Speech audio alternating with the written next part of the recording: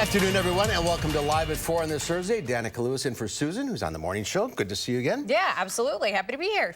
Have you lost your marbles? Not yet, I'm told, but I haven't found them either, so who knows. We have a guest today from the Badger Marble Club. I know. I ran through a little bit of marble history. It might be the oldest game, by the way, in the world known right now. Looking forward to this. Yeah, it'll be interesting. All right, here's what's making news on this Thursday. We are hearing from a high school security guard who says he was fired for using a racial slur. Why he says he was justified in using it. And a powerful member of the U.S. House of Representatives has died in Maryland. We'll share how his fellow lawmakers are remembering him.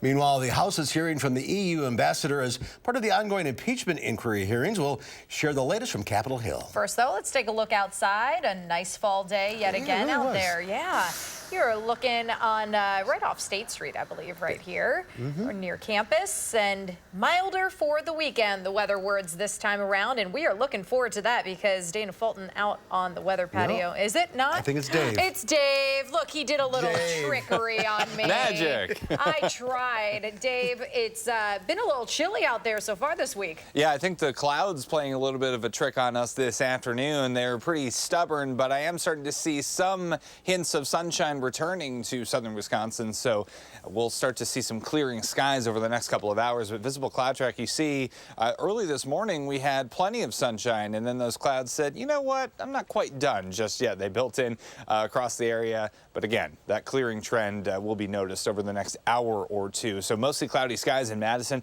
on the WISC-TV Skycam. As a result of that cloud cover, really kind of capped off temperatures in the low 50s, some upper 40s right now as well across southern Wisconsin. The good news is that wind a lot calmer compared to yesterday, as high pressure is basically right over us. So with those clearing skies, we'll see temperatures fall through the 40s into the upper 30s to start off our Friday.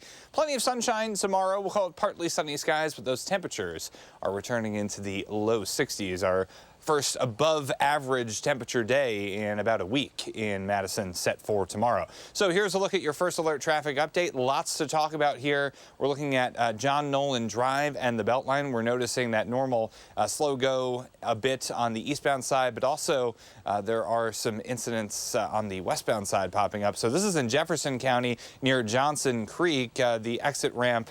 There's a stalled vehicle on I-94, the ramp to Old Wisconsin 26 northbound. Then in Rock County over the last couple of minutes, we've seen an accident near Beloit on I-39 southbound. This is near Cranston Road in Beloit. So the left southbound lane is closed for the time being in that location, and expected to be that way for the next hour or so. Across Dane County, we notice a stalled vehicle at Rimrock Road and the Beltline westbound. So there's some delays in that direction as well. So lots of traffic incidents to pay attention to. Hopefully it doesn't delay you too much, but we are noticing things a little bit slow eastbound Verona Road to John Nolan. That's 7 minutes right now. And westbound Middleton to Sauk City on Highway 12, a little bit slow as well, 20 minutes with an average speed of around 50 miles per hour. That's your first alert traffic update. We'll talk more about the mild temperatures this weekend and the return of some shower chances in your first alert forecast. All right, we'll see you in a few minutes. Thank you, Dave. A former West High School staff member has an emotional plea to change the district's zero tolerance policy. This after being fired yesterday for using the N-word. Madeline O'Neill explains why he's filing a grievance with the Madison Metropolitan School District. Maddie. Well, Marlon Anderson says he only used the N-word to tell a student to stop calling him the N-word. Anderson had been with MMSD for 11 years, 3 years at West High as a security assistant. He was helping after he says a student who refused to leave the school pushed the assistant principal. Anderson says the student used several expletives, calling him the N-word at least 15 times. He says he's tired of hearing the racial slur daily and was trying to be direct when using the N-word to get the student to stop. Anderson says he thinks the zero tolerance policy is lazy and the district should consider the context in each incident. My father was called this word, my grandmother, my grandfather, and keep going on down the family line. We were all called this word, and not one of them could say, don't call me that. I can.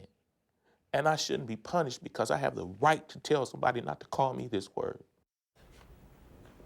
MMSD's Board of Education president is getting back to us this afternoon, saying in part, while they've taken a tough stance on racial slurs, quote, "We have also heard from the community about the complexity involved and our duty is to examine it." She has requested a review of their policies be placed on the board agenda. A group of students is also planning a walkout tomorrow morning at West High in support of Anderson. And coming up at 6, we'll talk about Anderson's next steps. It's clearly not just about the position or the job for him. Definitely an emotional. Yeah, it is. Maddie, thank you. You're welcome. In Rock County, a woman is facing first-degree attempted homicide charges after shooting her estranged husband. Police say around 9:30 last night, police responded to the Black Hawk Community Credit Union on Center Avenue for a report of a gunshot wound. A 48-year-old man was at the ATM when he noticed a silver van approaching him with his estranged wife, with his wife inside, that is. That's when he says he was shot by her. Police say the alleged shooter, 43-year-old Suarez Nova, was later arrested in Sauk County. The victim was released from the hospital and is expected to be okay. More than 150 law enforcement officers have been killed since 1999 after being struck by vehicles along U.S. highways. It is the reason the Move Over Law and Awareness campaign was created. Charlotte DeLeste joins us now with that story. Charlotte. Well, Danica and Mark, the Move Over Law is in 43 states, yet according to a national poll by the National Safety Commission, 71% of Americans don't even know about it. Well, this Saturday is National Move Over Day to create more awareness. So here's the law. Drivers are required to move over for law enforcement vehicles, ambulances, fire trucks, tow trucks, and utility or highway maintenance vehicles working on or within 12 feet of the roadway. If you can't move over, you must slow down. Here's what one state trooper has to say about what it's like to be out on the road. The fear is always there, and any worker that's out on the side of the roadway, they're going to say the same thing. They're going to always be aware. There's going to be the, as we say, the idea of having your head on a swivel. You're constantly looking. Since 2017, there have been more than 2,000 traffic convictions just in Wisconsin for violating that law. So the bottom line, be aware when you're driving, scan way ahead, stay off your phone, and if you see any workers, officers, or first responders, simply move over. 2 simple words, move over. Charlotte, thank you. A bill to rename a post office in Sun Prairie in honor of fallen firefighter Captain Corey Barr has passed the U.S. House of Representatives. The Senate passed the bipartisan legislation earlier this year. Barr died when a gas leak caused an explosion in downtown Sun Prairie last year. He is credited with evacuating more than 100 people from the affected area before that explosion happened. Barr was the only person to die in the explosion. The unexpected death of powerful Congressman Elijah Cummings has rocked Washington and his home district in Maryland. The White House flag was lowered to half-staff in tribute to Congressman Cummings. He died early this morning in Maryland. The son of sharecroppers, Cummings was first elected to Congress in 1996. When Democrats won back the House in 2018, he became chair of the powerful House Oversight Committee, one of the committees leading the House impeachment inquiry. Cummings and President Trump were often critical of each other, but the president offered his warm condolences, tweeting, "I got to see firsthand the strength, passion, and wisdom of this highly respected political leader." Counted close friends and admirers from all across the political spectrum. We've all lost a friend. I'm devastated by the loss. Cummings, a longtime civil rights activist, will also be remembered for his calming presence on Baltimore streets in the wake of riots following the 2015 death of Freddie Gray. A Democratic aide said Congresswoman Carolyn Maloney of New York will take over as acting oversight chair in the wake of Cummings' death. Meanwhile, also on Capitol Hill, U.S. Ambassador to the European Union, Gordon Sondland, one of the president's point men in dealing with Ukraine, is taking his turn testifying before Congress as the impeachment inquiry into President Trump continues. Natalie Brand has more details from Capitol Hill. EU Ambassador Gordon Sondland arrived on Capitol Hill for a much-anticipated deposition with the House committees running the impeachment inquiry. They're looking into whether the Trump administration pressured Ukraine to investigate former Vice President Joe Biden and his son Hunter in exchange for a White House meeting between Ukrainian President Vladimir Zelensky and President Trump, a meeting that still has not happened. You invited me. But I think, I'm sorry, but I think you forgot to tell me the date. CBS News has learned former NSC staffer Fiona Hill testified this week that during a July meeting with Ukrainian officials at the White House, she overheard Sondland telling them he had a deal to arrange the meeting between Zelensky and President Trump if Ukraine opened an investigation into Burisma, a Ukrainian natural gas company. Hunter Biden sat on Burisma's board of directors starting in 2014, but has since stepped down. I was never in a conversation that had the word Burisma in it. The White House today said the president never intended to meet with Zelensky. The president didn't want to take the meeting. The president didn't want to have a phone call. But Ambassador Sondland is expected to tell lawmakers that the president directed him to talk to his personal attorney, Rudy Giuliani, about efforts to arrange a meeting with Zelensky. In prepared testimony, Sondland says he supported the president's effort to fight corruption, but says he did not understand until much later Giuliani's agenda may have been to prompt Ukraine to investigate the Bidens. Natalie Brandt, CBS News, Capitol Hill. Sondland says he didn't know until recent press reports that Hunter Biden sat on the board of Burisma. And just into the Channel 3000 Alert Center this afternoon, Vice President Mike Pence says Turkish leaders have agreed to a ceasefire ending violence in northern Syria. After meeting with Turkey's president, Vice President Pence announced that there will be no military operations for 120 hours to allow Kurdish people and forces to withdraw from the area. He adds the U.S. and Turkey are both committed to a peaceful resolution and a safe zone along the country's border with Syria. That said, Turkey's foreign minister is calling this a pause in fighting, not a ceasefire. The U.S. agreed to end sanctions in Turkey if the country adheres to the terms of the agreement. We are watching the stock market this afternoon after the European Union and United Kingdom agreed on a new Brexit deal today. If it is passed, the U.K. would leave the European Union as scheduled on October 31st. This latest deal makes it so Northern Ireland would remain part of certain financial systems within the EU, but it does not include an open land border between that territory and Ireland itself. Prime Minister Boris Johnson is celebrating the breakthrough, while Brexit opponents say it doesn't have a chance. Means that we can deliver a real Brexit that achieves our objectives. This is desperation from the Prime Minister. This is a national embarrassment. We're talking about an act of economic vandalism. Lawmakers in Parliament will discuss the deal Saturday. That agreement also needs approval from the European Union Parliament. If it's voted down, Prime Minister Johnson can request an extension, or the UK will leave the EU without a plan to move forward. Well, there's more at 4. For some reason, bullying is on the increase in Pennsylvania and California. We'll find out what the governor of California, at least, is doing to bring those numbers down. That's what when Live at 4 continues. You're watching News 3 Now, live at 4.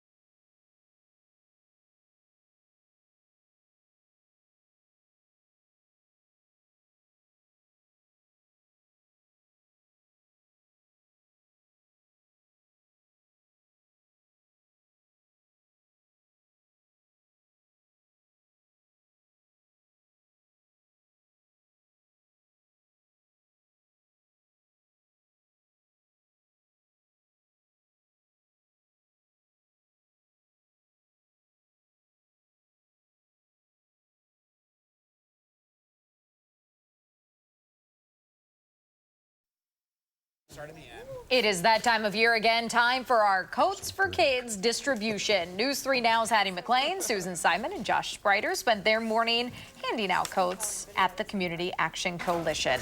If you missed the main coat drive, the organization is still looking for donations, particularly for kids' winter gear. You can drop those off at the location off Stoughton Road, that's across from the Madison College Truax campus. We have all the information you need up on our website, channel3000.com.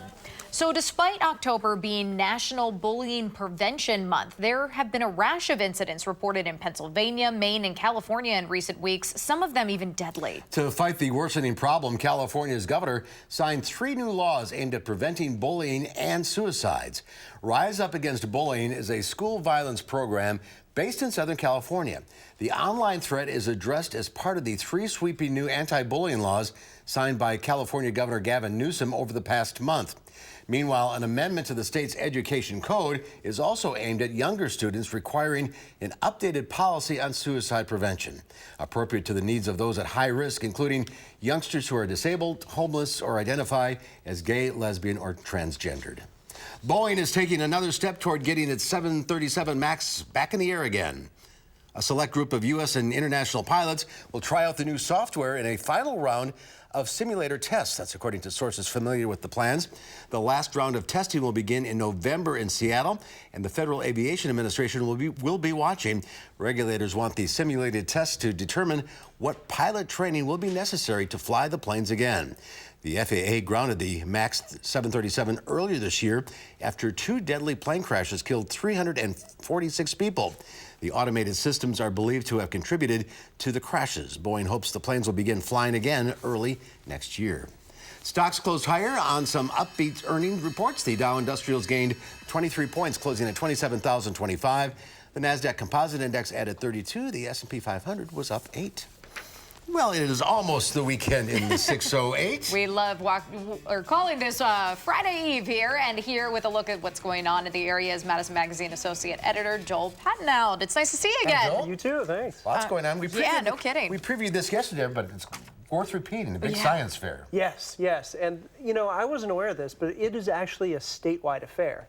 It's in its 9th year.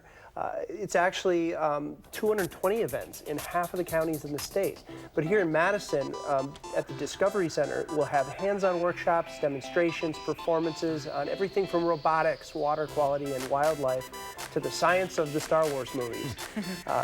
So this weekend-long expo at the Discovery Center is today through Sunday, and dozens of stations of activities related to medicine, chemistry, astrobotany, you name it. And best of all, twice as many robots as last year, they say, in something called the Robot Zoo. Well, of course. Of course. It is the Science Festival. That's right. And if you're not a science person, if you're more of a reading person, the Big Book Festival is going on as well. We've got that for you as well. The Wisconsin Book Festival, starting tonight, continues through Sunday as well. It brings a wide variety of fiction and nonfiction writers, both local and national best-selling authors, to readings at several downtown locations. For example, tonight, former Wisconsin Public Radio show host Veronica Rickert will discuss her book, Outspoken, Why Women's Voices Get Silenced and How to Set Them Free. Tomorrow evening at Room of One's Own, a half dozen winners of a statewide fiction and poetry contest will recite their works. And Saturday afternoon back at the library, former Olympic figure skater Adam Rippon reads from his memoir, Beautiful on the Outside, and those are just 3 examples of what you can find at the book festival. Something for everybody. Yeah. Well, Ben Folds is going to have a busy Sunday. Yeah, he is. He plays a solo show at the Sylvie on Sunday night, but because he's just put out his own memoir called A Dream of Lightning Bugs, he will be making an appearance at the Madison Book Festival as well. That's Sunday afternoon at the Central Library. Very cool. All sorts of stuff. And then a little bit of picnicking for those who are looking for something. Yeah, this is the Picnic in the Park Saturday to raise money for the Madison Parks Foundation. This is an event that's held in a different park every year. This year, Vilas Park will host the semi-formal event with dinner prepared by local celebrity chefs and entertainment provided by jazz singer Jerry DiMaggio. Picnic in the Park continues a 125-year tradition, which brings private citizens to raise money for the city's park system. It's a great cause. Always a great cause. That's pretty cool, though, too, that they set everything up in the parks. Yeah. And rotate it around. Under a tent in 58 degrees, I say. So you need tickets, though, right? You do, and they're not cheap. It is a fundraiser. I would imagine It is a fundraiser, yeah. So. All right, Joel, have a great weekend. You too. Get this month's Madison Magazine for all the best in the Madison area. And there's more to come at 4, including a look at your first alert forecast. Unfortunately, a little rain, I think, coming on Saturday for that picnic. And tonight at 5, as an auto workers union and General Motors dive further into negotiations, meet the Wisconsin natives commuting hundreds of miles to join in on the strike. That's coming up in the next hour of News 3 Now.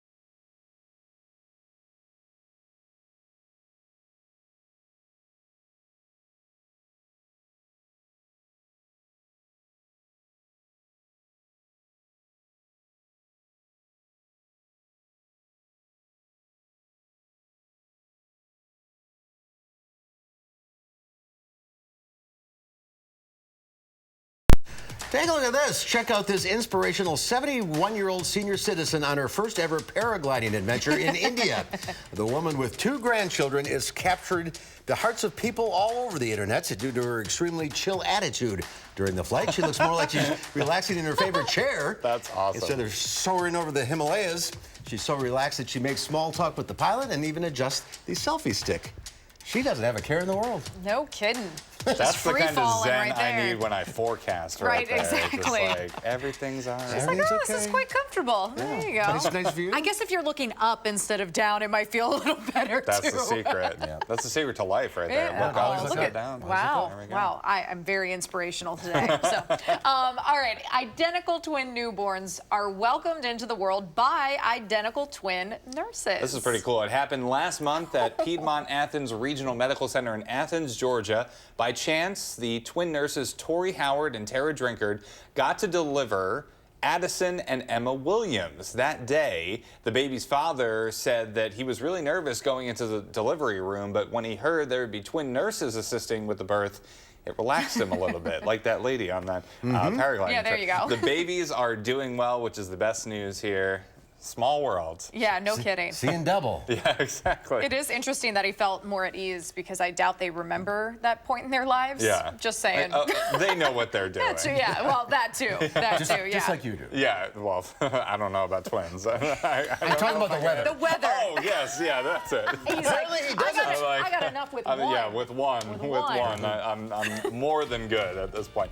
But we are talking about not 1 or 2, but 3 days, close to 60 degrees coming up. We'll talk about that in a couple of minutes, or as it's otherwise known, in some twin minutes.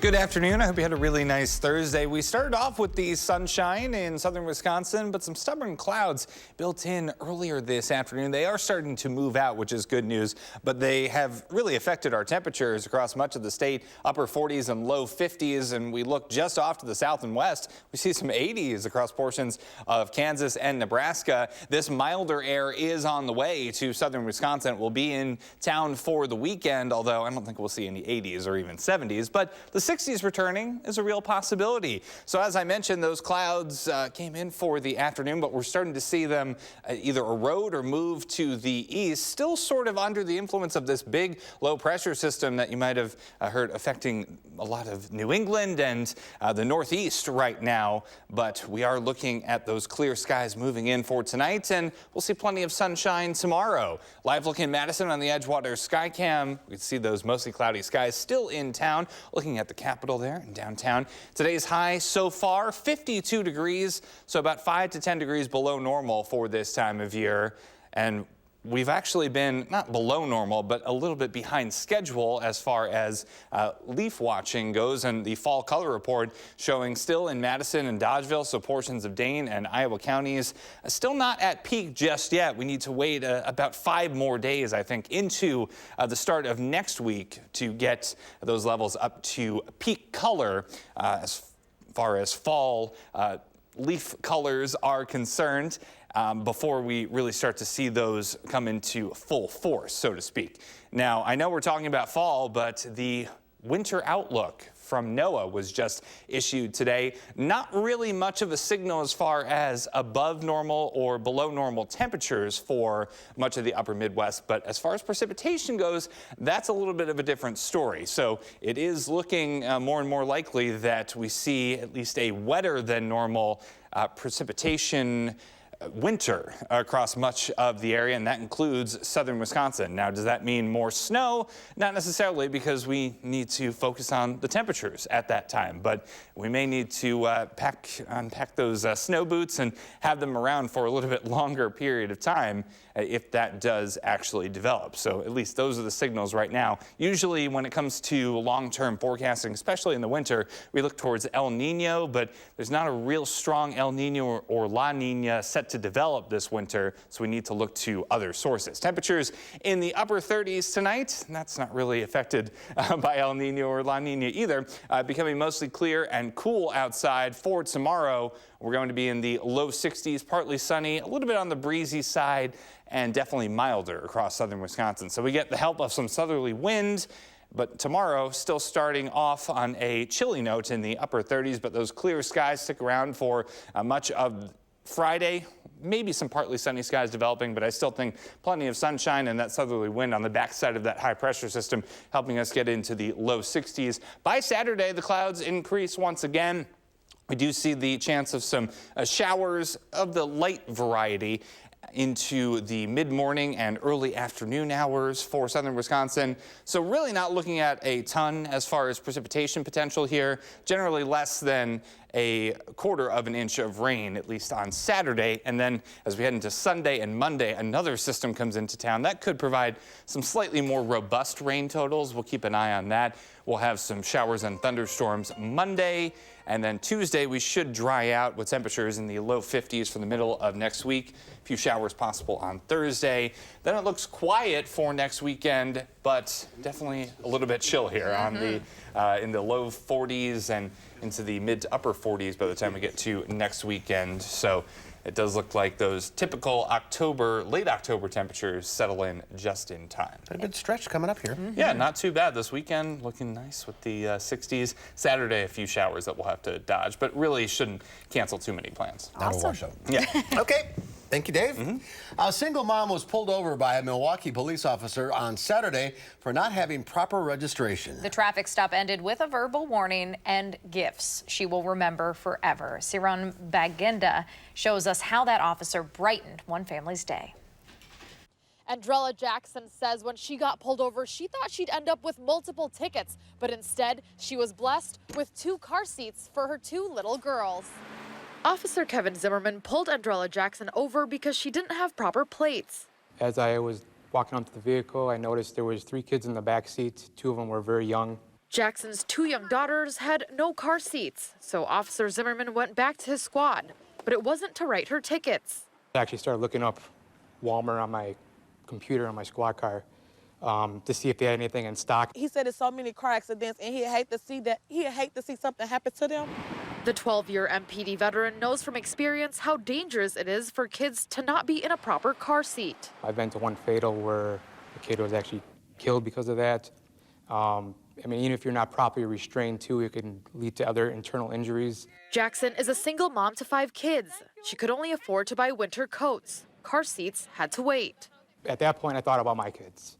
And I knew if I wasn't able to afford it, I would hope somebody would help me out. After letting Jackson go with a warning, Officer Zimmerman went to Walmart. Later that day, he showed up at Jackson's door with car seats, books, and stickers for her girls.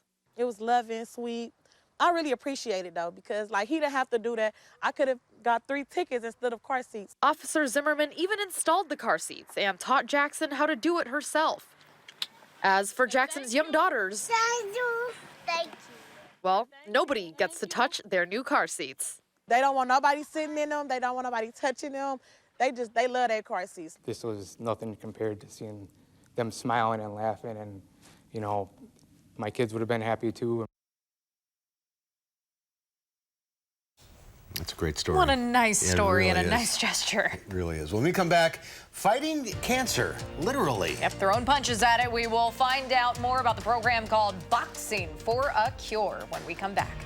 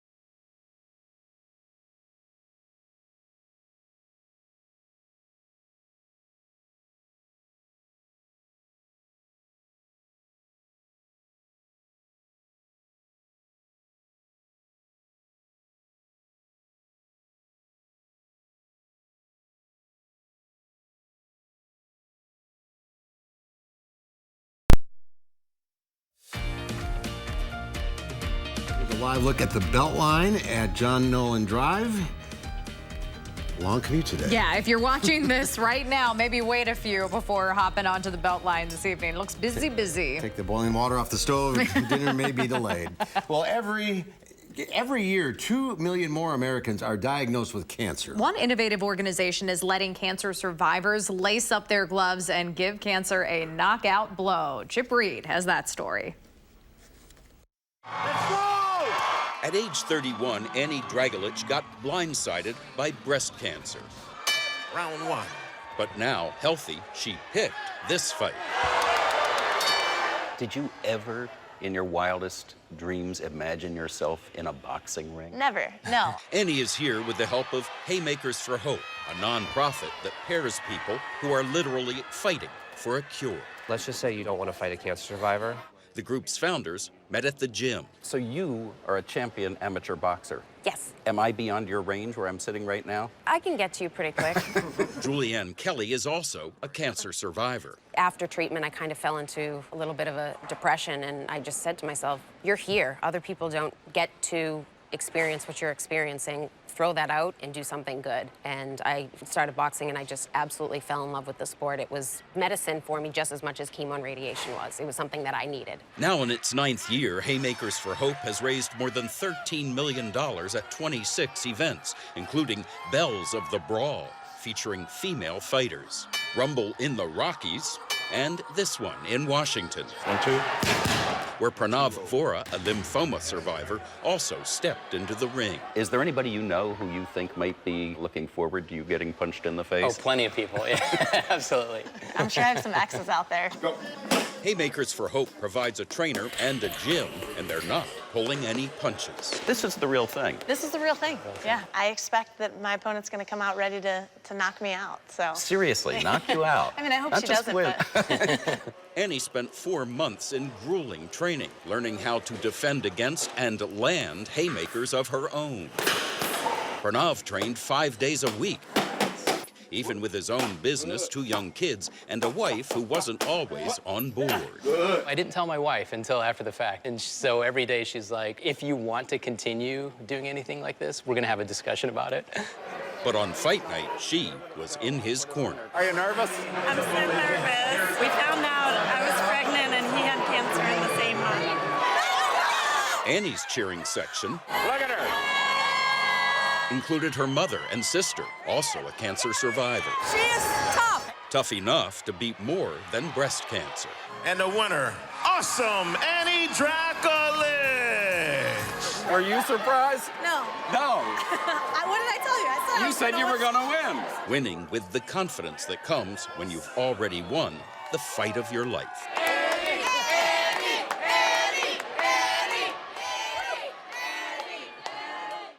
That's pretty cool right is there. very cool, yeah. You do not have to be a cancer survivor to do this. Anyone who wants to fight cancer can volunteer. Next month, they'll hold their biggest event yet in New York City.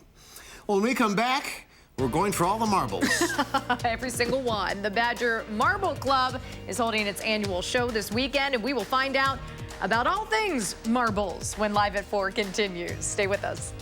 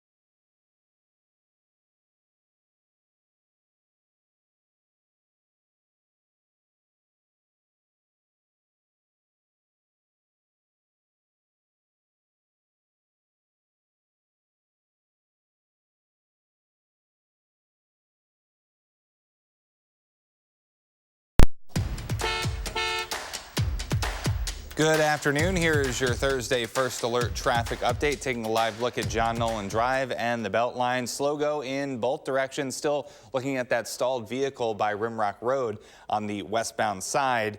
We have seen that accident cleared over the last couple of minutes in Rock County near Beloit on the interstate, but still looking at those delays piling up close to La Prairie on the southbound side, so that's something to keep in mind for the next 15 minutes or so. Average speeds on the Beltline, especially near that stalled vehicle in both directions, about 20 to 30 miles per hour. Things looking pretty good on Stoughton Road and Verona Road. So right now, to get through the entire Beltline eastbound, we're looking at about 25 minutes with an average speed of around 40 miles per hour. And that is your First Alert traffic update. All right, Dave, thank you. The Paris Zoo unveiled its new exhibit showcasing a yellow lichen-like unicellular bean, which looks like a fungus but acts like an animal. They call it the blob, and a class of slime mold. It is neither an animal nor a fungus, but has characteristics of both. Though it has no mouth, no stomach, no eyes, the blob can still detect and digest its food. The director of the zoo says the blob is a living being that is part of some of nature's mysteries. They really don't know what it is.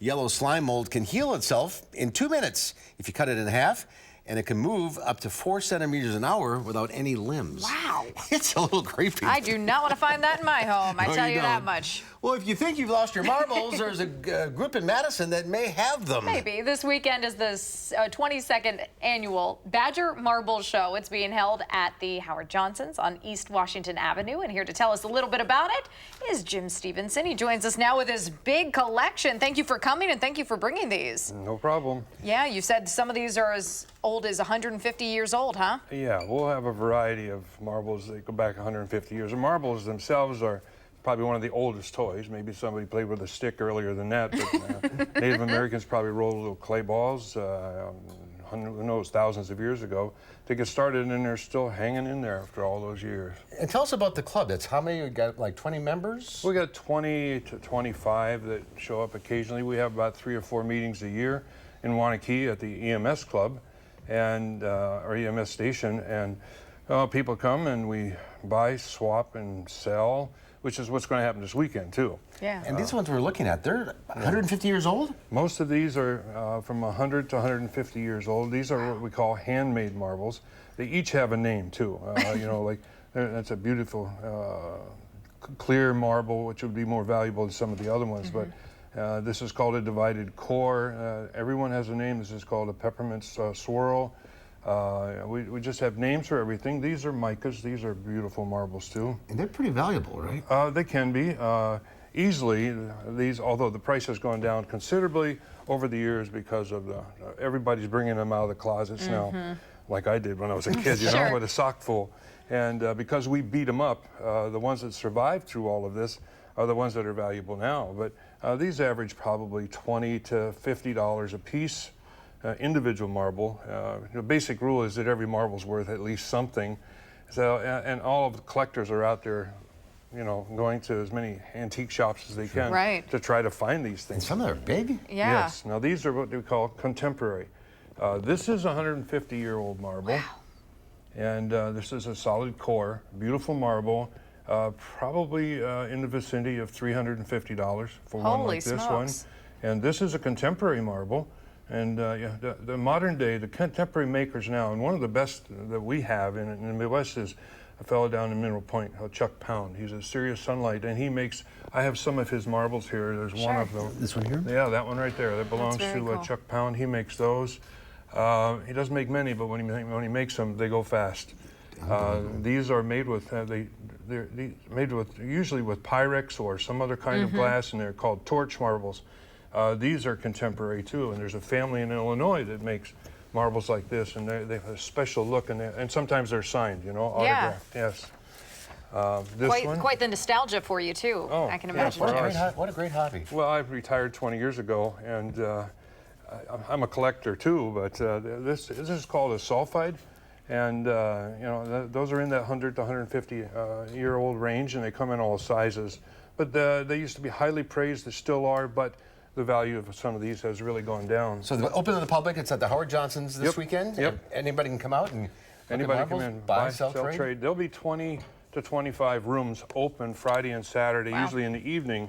And then Sunday, the show is 9 to 2, and there'll be a lot of people show up just to browse all the tables, yes. I can imagine. All right, Jim, thanks for being with us today. Thank you so much. Very interesting. Yep. And we'll be right back with a final check of your forecast.